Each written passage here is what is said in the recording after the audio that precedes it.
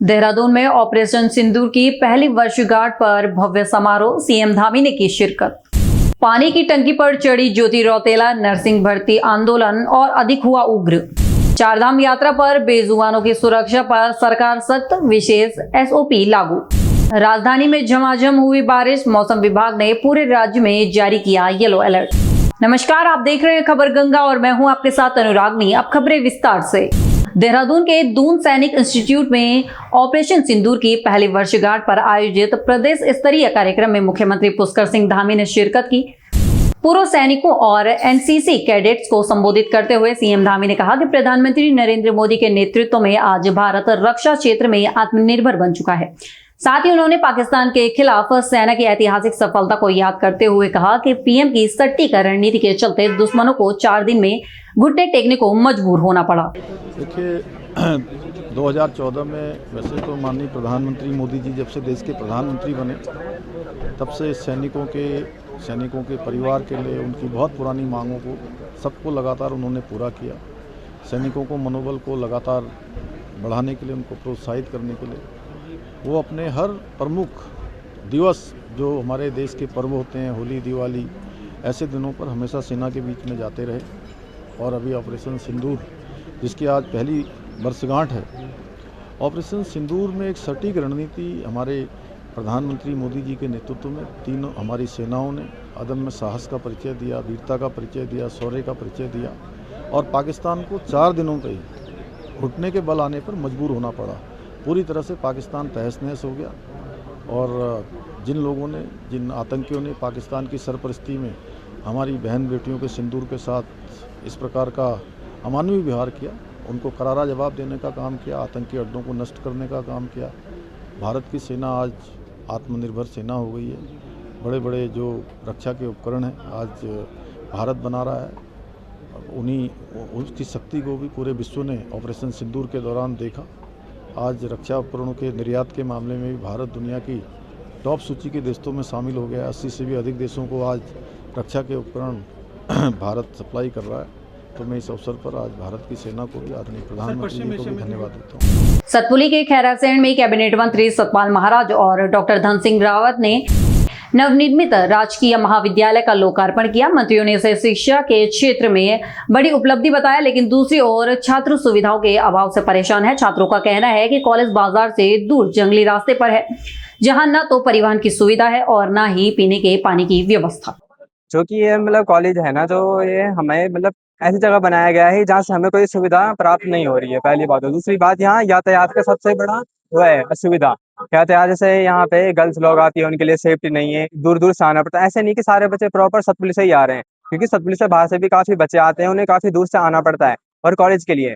तो क्या बोलते हैं, हमें बस यही चाहिए सरकार से कि प्रशासन से हमें यही मांग है कि इस कॉलेज के यातायात का साधन किया जाए, कोई बस लगाई जाए जिससे सबको सुविधा प्राप्त हो। आज यहाँ राजकीय महाविद्यालय का खैरासैंण के अंदर लोकार्पण हुआ है। बड़ी प्रसन्नता की बात है और सभी बड़े यहाँ पर उत्साहित हैं और उनकी समस्याओं का निदान हो रहा है। और यहाँ पर सबकी मांग है कि एक बस सर्विस चलाई जाए, तो उसके लिए भी हम प्रयासरत हैं। और इसके साथ साथ थोड़ा पानी की भी किल्लत है, उसका भी समाधान होगा। कॉलेज का उद्घाटन हुआ है और आपने देखा होगा कि बहुत अच्छे कॉलेज बने हैं। यहाँ पे छात्र छात्राएँ भी हमारी काफ़ी पढ़ाई कर रहे हैं। आज मैं सतपाल महाराज जी का भी और अपने शिक्षा विभाग का भी धन्यवाद दे रहा हूँ कि बहुत अच्छा ये कॉलेज बना है और यहाँ पे जो बच्चों के लिए हम हर प्रकार की सुविधाएं भी देने वाले हैं। देखिए, अब छात्रों की संख्या तो जैसे बच्चे आएंगे वैसे पढ़ेंगे, तो लेकिन हम वहाँ हर ब्लॉक में डिग्री कॉलेज खोल रहे हैं और मुझे बड़ी खुशी है कि अब गरीब बच्चों के लिए जो है हर ब्लॉक में डिग्री कॉलेज खोलेंगे।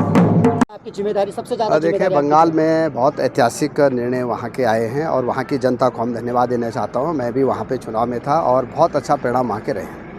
देहरादून में नर्सिंग भर्ती को लेकर चल रहा आंदोलन अब और अधिक उग्र रूप ले चुका है। आज परेड ग्राउंड में उस वक्त हड़कंप मच गया जब आंदोलनकारियों के समर्थन में महिला कांग्रेस अध्यक्ष ज्योति रौतेला पानी की टंकी पर चढ़ गई। बता दें, नर्सिंग एकता मंच की मांग है कि भर्ती प्रक्रिया में बदलाव कर वर्षवार चयन प्रणाली को स्थायी रूप से लागू किया जाए। साथ ही प्रदर्शनकारियों ने सरकार पर युवाओं की अनदेखी का आरोप लगाते हुए करीब 2000 रिक्त पदों पर पुरानी नियमावली से भर्ती करने की चेतावनी दी है। सभी को हम नर्सिंग बेरोजगार 158 दिन से एकता विहार में धरना कर रहे थे, फिर भी सरकार ने हमारी नहीं सुनी।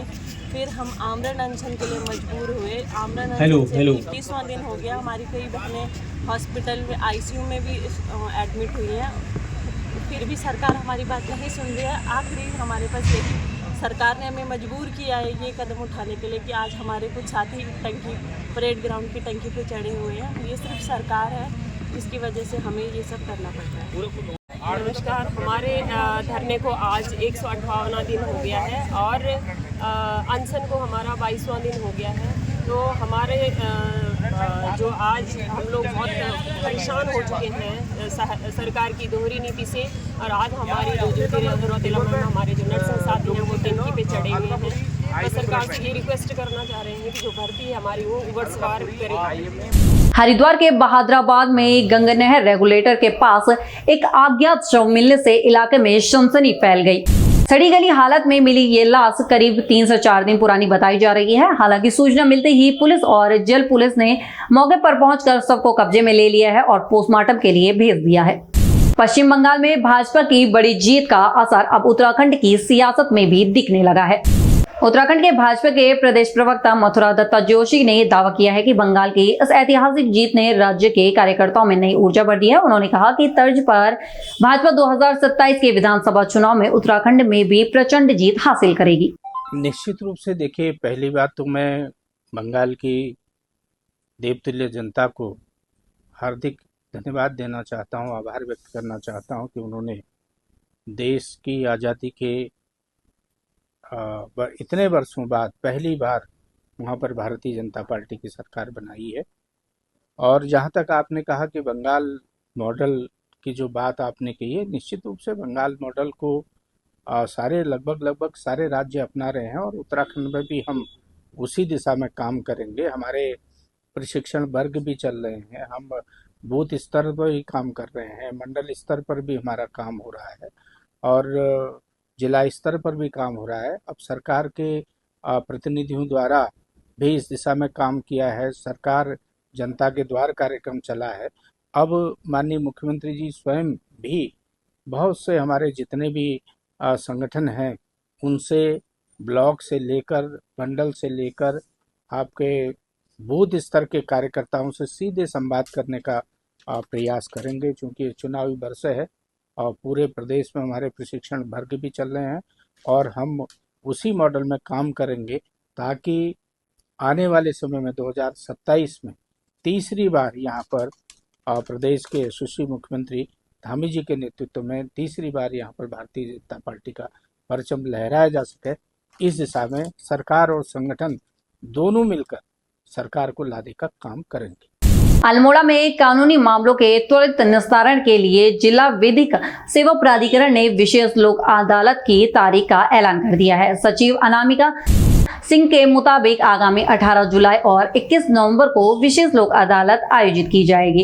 इसमें मुख्य रूप से चेक बाउंस के मामले और प्री लिटिगेशन विवाद को आपसी समझौते के आधार पर सुलझाया जाएगा। जी, माननीय राज्य विधिक सेवा प्राधिकरण व माननीय अध्यक्ष जिला विधिक सेवा प्राधिकरण के निर्देशानुसार जनपद न्यायालय के ऐसे न्यायालयों में जहां की धारा 138 नेगोशिएबल इंस्ट्रूमेंट के केस लंबित है, वहां स्पेशल लोक अदालत का आयोजन किया जाना है, जिसके लिए दिनांक 18/7/2026 व दिनांक 21/11/2026 होना सुनिश्चित हुआ है। तो सभी लोगों से आग्रह है कि जिनके ऐसे मामले जो कि न्यायालय में आ चुके हैं या न्यायालय में नहीं भी आए हैं, जिन्हें की प्री लिटिगेशन वाद कहा जाता है, तो ऐसे मामलों को निपटाए जाने के लिए कृपया करके जो लोक अदालत है उसमें अपना प्रतिभाग करना सुनिश्चित करें। उत्तराखंड में जल जीवन मिशन के कार्यों को पूरा करने वाले ठेकेदारों ने अब सरकार के खिलाफ मोर्चा खोल दिया है। देहरादून में संयुक्त मोर्चे के बैनर तले आयोजित प्रेस वार्ता में ठेकेदारों ने बकाया भुगतान न होने पर नाराजगी जताई। इस दौरान संयोजक आनंद सिंह राणा ने बताया कि 16,000 गांव में काम पूरा करने के बावजूद बजट जारी नहीं होने से ठेकेदार आर्थिक संकट में है। साथ ही उन्होंने चेतावनी दी कि यदि जल्द भुगतान नहीं हुआ तो 16 जून से मुख्यालय पर धरना दिया जाएगा और 30 जून को प्रदेश भर में जल परियोजनाओं की तालाबंदी कर पानी बंद कर दिया जाएगा। अब बात यह है कि जल जीवन मिशन के तहत ठेकेदारों ने 80 से 90% काम पूरे कर लिए, 16,000 योजनाओं में से 16,000 से भी ज़्यादा योजनाओं में से 15,000 योजनाएं पूर्ण हो चुकी हैं। भारत सरकार और प्रदेश सरकार के बीच 90% अंशदान भारत सरकार और 10% राज्य सरकार, इसी उफापोह के बीच में ठेकेदारों का भुगतान रुक गया है। MOU साइन का बहाना बनाया जा रहा है और लगभग 2-2 साल से के बीच कोई भुगतान नहीं हुआ। 2 साल से ठेकेदार, मजदूर, सप्लायर जिन्होंने सामान दिया है वो भुखमरी और कंगाली के कगार पर हैं। हम लोगों ने लंबे समय से जगह जगह ऑफिसों में जाकर के प्रतिवेदन दिया जो सुना नहीं जा रहा है। अब हम लोगों ने 16 जून को प्रदेश के मुख्यालय पर बहुत बृहद प्रदर्शन करने का निर्णय लिया है।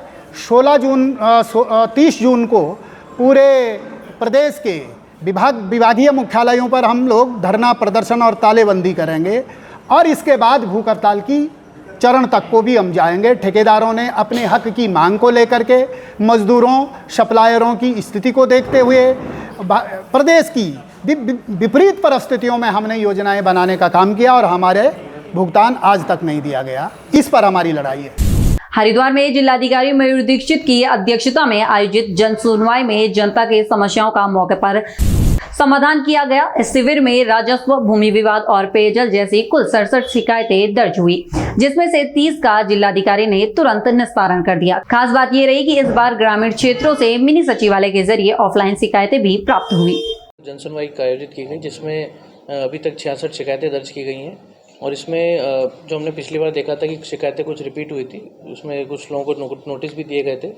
अभी फोकस यही है कि जो भी शिकायतकर्ता हमारे पास जन सुनवाई में एक बार आते हैं उनको पुनः ना आना पड़े और साथ ही शिकायतकर्ताओं को त्वरित निस्तारण हो। इसके लिए आज कई ऐसी शिकायतें थी जिसमें साथ ही में अधिकारियों को भेजा गया शिकायतकर्ता के साथ मौके पर निरीक्षण करने के लिए और अगर कोई समस्या हो उसका तत्काल निराकरण हो सके। इसके अतिरिक्त CM हेल्पलाइन में जो 10 शिकायतें हैं उसका भी रिव्यू किया गया। उन शिकायतों में जिनमें 36 दिन से अधिक शिकायतें हैं जिन अधिकारियों के समीप उनके पोर्टल पे दर्ज हैं उनको शोकॉज नोटिस भी दिया जा रहा है। रामनगर में आज एक तेज रफ्तार कार का कहर देखने को मिला, जहां स्कूल जा रहे 3 बच्चों और उनके पिता को कार ने जोरदार टक्कर मार दी। हादसे में होमगार्ड समेत उनके 3 मासूम बच्चे गंभीर रूप से घायल हो गए, जिन्हें उपचार के लिए सरकारी अस्पताल में भर्ती कराया गया है। आपका नाम? प्रमोद कुमार। कहाँ रहते हो आप और सुबह कहाँ जा रहे थे बच्चों को छोड़ने के लिए? मैं ये कामदेवपुर गांव में रहता हूँ। मेरे बच्चे ये प्राइवेट स्कूल है ललितपुर में, वहाँ जा रहा था। ये ललितपुर गांव के पास एक अचानक बैंड में कार वाला आगे से आया और उसने मेरी गाड़ी में जोरदार टक्कर मार दी। फिर मैं बच्चों को लेकर हॉस्पिटल आया, उसने देखा भी नहीं और छोड़ के वहाँ से भाग गया। वो मैं हॉस्पिटल ले गया ना, अब अभी तक वो देखने भी नहीं आया कि बच्चों के हाल चाल के मतलब क्या हो रहा है। हॉस्पिटल में क्या हो रहा है? इलाज हो रहा है उनका? बच्चों का? बच्चों का ट्रीटमेंट चल रहा है, इलाज हो रहा है उनका। हमें कुछ नहीं चाहिए, हमें ये कहना है कि क्या चाहते हो आप? हम ये चाहते हैं कि मतलब कि कम से कम उसे ये तो होना चाहिए कि आए हाल चाल पूछे क्या है, मतलब कि थोड़ा इलाज हमारी मदद कराए थोड़ी। कहाँ का रहने वाला था वो, जानते हो उसको? हाँ, वो बेरिया गाँव का रहने वाला है। चारधाम यात्रा में बेजुबान पशुओं की सुरक्षा को लेकर धामी सरकार सख्त नजर आ रही है। जानकारी देते हुए पशुपालन मंत्री सौरभ बहुगुणा ने बताया कि यात्रा मार्गों पर घोड़े खच्चरों के स्वास्थ्य की निगरानी के लिए विशेष SOP लागू की गई है और बीमार और बुजुर्ग पशुओं के संचालन पर पूरी तरह रोक लगा दी गई है। देखिए, चारधाम व्यवस्था जो है, जब हमारे कैंप जो है वो चारधाम से पहले लगते हैं, हम पूरी कोशिश यही करते हैं कि चारधाम शुरू होने से पहले हम उन समस्त गाँव में जहाँ से हमारे घोड़े खच्चर आते हैं उसमें हेल्थ कैंप और रजिस्ट्रेशन कैंप लगाएं। हमने 2 महीने पहले ही से ये प्रक्रिया शुरू कर दी थी। हमने जो बीमार घोड़े थे, चोटिल घोड़े थे या वृद्ध घोड़े थे, उनको इस यात्रा में जाने से बैन किया है। और जैसे जैसे हेल्थ सर्टिफिकेट इशू करे हैं हमने हर जगह कि कौन सा घोड़ा फिट है यात्रा में रहने के लिए। हमने SOPs खड़ी करी हैं यात्रा के दौरान भी, जिसमें कि हमने 50 मेंबर की म्यूल टास्क फोर्स केदारनाथ में खड़ी करी है, 10 मेंबर की म्यूल टास्क फोर्स हमने यमुनोत्री धाम में खड़ी करी है, जिसका काम पूरे यात्रा रूट में यही देखना है कि घोड़े खच्चरों के ऊपर कोई अत्याचार नहीं हो रहा है, कोई क्रूरता नहीं करी जा रही है, उनको आराम मिल रहा है, पानी पिलाने का समय मिल रहा है। और 2022 में एक समय ऐसा था जब 250 से ज़्यादा घोड़ों की डेथ की खबरें आई थी और 2025-26 में वो डेथ रेट 250 से गिर के सिर्फ 25-26 में रह गया है। तो ये दिखाता है कि सरकार ने जो पॉलिसी मेकिंग करी है और जो धरातल पे इम्प्लीमेंटेशन किया है उसका फायदा कहीं ना कहीं हमको देखने को मिला। देहरादून में मौसम ने करवट बदल ली है और झमाझम बारिश का दौर शुरू हो गया है। दिन में ही छाए काले बादलों की वजह से शहर में अंधेरा छा गया और तापमान में भारी गिरावट दर्ज की गई है। मौसम विभाग ने हरिद्वार और उधम सिंह नगर को छोड़कर प्रदेश के अन्य सभी जिलों के लिए येलो अलर्ट जारी किया है। उत्तराखंड की ऐसी तमाम खबरों के लिए बने रहे हमारे साथ और देखते रहिए खबर गंगा। नमस्कार।